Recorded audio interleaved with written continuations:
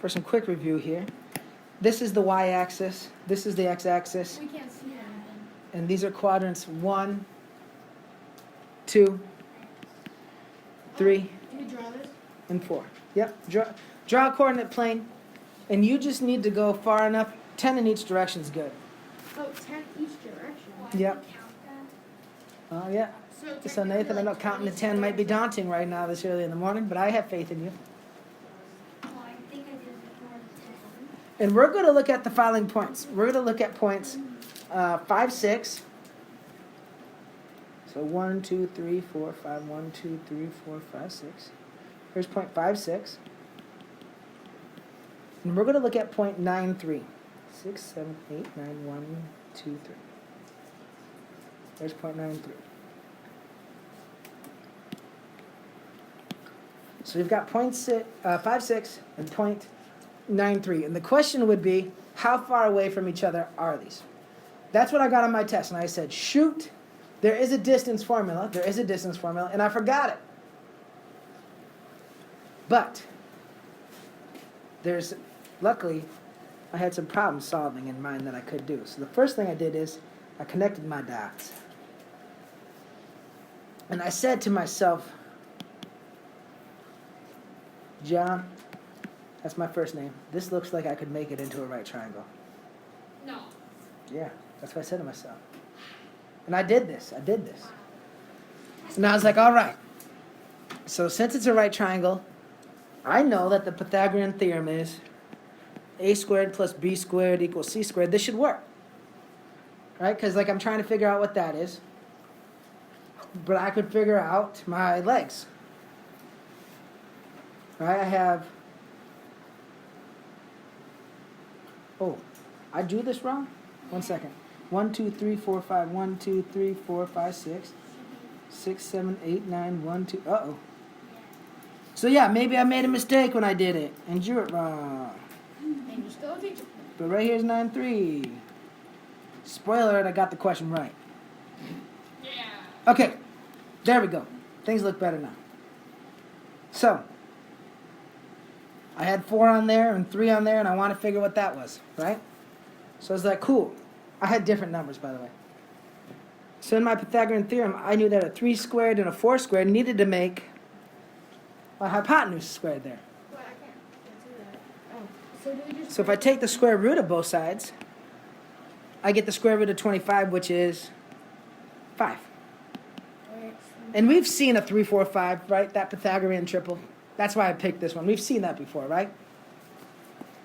Now here's the deal. On something like homework, you're going to be given, all you'd be given is this point and this point. You'd have none of the visual. And it'd say, how far away are those points from each other? And maybe your points might even be crazy, like negative 120, comma 599, and point 127, comma 1257. You think you're going to draw a triangle and do stuff to that? No. You couldn't count, right? So I'm going to bridge the gap here. I'm going to let you know that the distance formula is the Pythagorean theorem. So just follow me, all right? Stay with me. Just for organization, I'm going to call that point 1 and point 2. We've seen that before with midpoint formula, right? When we found the middle, we averaged things, and we used this organizational strategy of x1, y1, x2, y2.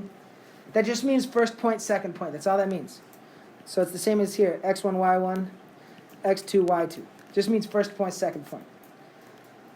Now, how can I use my points to get this leg? So let's try it. 9 plus 5. Oh, wait. 14. Okay. Oh, I see what you got to do. You got to subtract it. Yeah, the difference. Yeah. The difference between the x values would tell me that leg, right? So check this out. I'm going to write this in a different color. How do you decide which one? So the difference in x values would look like this. Would you guys agree? x2 minus x1? Yes, sir. So let's test that out. 9 minus 5 would be 4. Cool. So that would be like a leg. How would I get my vertical leg? This part right here. How could I use my points, Joseph? You can subtract y from, Yeah. y minus y2. The difference of my y values. Okay, I'm going to just say y2 minus y1 because usually when we're talking difference, we do the second thing minus the first thing, right? If I have $5 and you have $10, we do 10 minus 5 to see how much more you have than me. That's a lot of meat. Okay. So would you guys agree that these are like both the legs? X2 minus x1 gives me that 4. Y2 minus y1 gives me that 3. Are you seeing that with my points? Yes, sir. 3 minus 6, it actually gives you negative 3, but you'll see something. So this is like a squared. If I put squares here, that's like a squared and b squared. Are you guys seeing that? Yep. Well, if I add a squared and b squared together, it needs to equal what? What? Okay, follow me one more thing. So if I just want an equation, think back to literal equations. How do I get c alone? C being the hypotenuse. I don't want my squared hypotenuse. I just want my hypotenuse. How do I get to be just c? Square root. Okay. So last place to follow me. Are we good with understanding that the hypotenuse there is the distance that we're looking for? Everybody good with that? So I'm going to change my variable to d for distance because what we just did is we're proving and making the distance formula. So here's distance. And distance is equal to the square root of the differences in x's squared. I need to get rid of this little. Okay. The differences in x's squared plus the differences in y squared. And the reason that's true is the same reason that c is equal to the square root of a squared plus b squared. It's the same thing. But what we're doing is showing how to get our points to give us our legs. Are you guys? I hope we can see that it's the same thing. Oh, damn. The only ways to get the legs with the coordinates, if you're given coordinates only, is to find the difference in x's squares to give you the horizontal leg.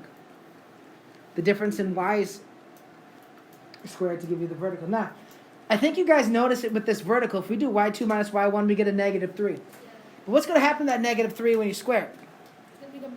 It's 3. It becomes 9.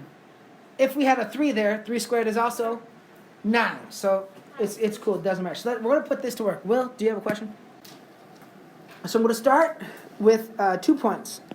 And what you'll be asked is, how far away from each other are these 2 points?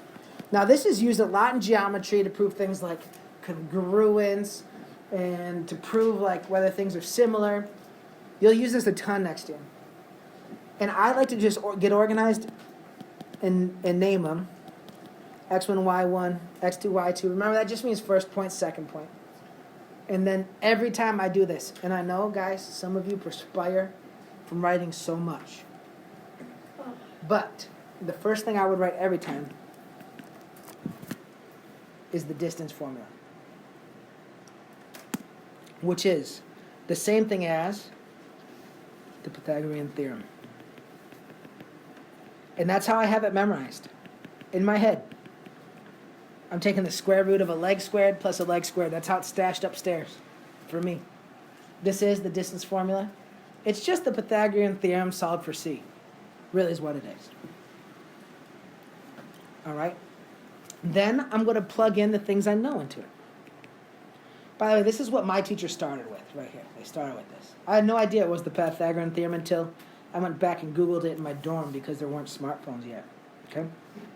So, x2 minus x1 would give me a 7 plus 1. You can rock a minus negative if you want. I'm just going to let you know kids make mistakes when they do that. Wait, 7 plus 1? Yeah, because 7 minus negative 1 is 7 plus 1. Wait. Right? Because to get a leg, we're going to find the differences. Yeah. Also, Tanyan, if you're starting left of 0 and you have to go all the way up to 7, right? It takes you 1 just to get to 0, 7 more to get to 7. Yeah, I didn't see that. Okay. So that's my a squared. Let's get the b squared. y2 minus y1, negative 3 plus 6 squared. So does x2 always come before x1? Yeah, usually when you're finding the difference of things, you take the second thing minus the first. Okay? So for my distance, you can do this in a calculator. We got an 8 squared is 64. A 3 squared is 9. For a total of square root of 73. Now this would be the exact answer. Because the square root of 73 is an irrational number. There's no other way to keep all of your digits unless you'd write it like this. But lots of times, friends, we'll say it's close to something like 8.54, because that's a little easier to wrap your head around. So this would be like the estimate, or the close answer. The square root of 73 would be the exact answer. There's no other way to write an exact answer for that, because there's infinite number of places after the decimal, and that's your perfect square. All right, so I'm going to give you one to try next. These are your 2 points. -5/8 and 0/2. So the first thing I like to do is I like to get organized and just say first point, second point. The next thing I always do is I write my formula. I know it's the square root of the difference in x's squared to give me a leg, plus the differences in y squared to give me my other leg. Then I start plugging in what I know. So 0 plus 5 squared plus 2 minus 8 squared. That gives me a 25 plus 36. For a square root of 61, that would be my exact answer. It would be pretty close to 7.81. That's what I got. Oh, okay. Right? That should be my hypotenuse too. So make sure you check. Is it more than 5 and 6? Check. It is more than 5 and 6, which would be my 2 legs. Cool, cool? Now, one thing I want to show you, you could get something that says something like, you could get an answer that would equal something like the square root of 75. This, it would not, any computer program probably would not take this as a good exact answer, and here's why. It can be simplified. So let me show you. I'm not going to test you on this yet. I'm just giving you exposure because I think I give you some exposure to these things a few times. And then when we have this lesson, you're going to be better off for it. Would you guys agree that 75 is the same thing as 25 times 3? Or 3? I wrote 2. Okay. So the reason I'm choosing those factors is 25 is a perfect square, which means I can square root that and bring it out as a 5. And these two things are the same. So if you're like taking a math test or something, and it wanted an exact answer with a square root, it would be looking for that 5 square roots of 3. Let me show you one more real quick. And this, I'm not going to test you on this. I'm just getting you exposure, but eventually you'll have a little lesson. This is called radicals. This would be the same thing as the square root of 4 times 10, correct? Yeah, so it'd be written And as, 4 can come out as a 2. So it'd be 2, yeah. And 10 doesn't have any factors that are perfect squares that could come out, right? 1, 2, 5, 10. Wait, how does that make sense? Yeah. though? Anyway, that's just a little extra. I'll keep giving you exposure to those things. Then when we have the lesson, you'll have like a little base. Wait,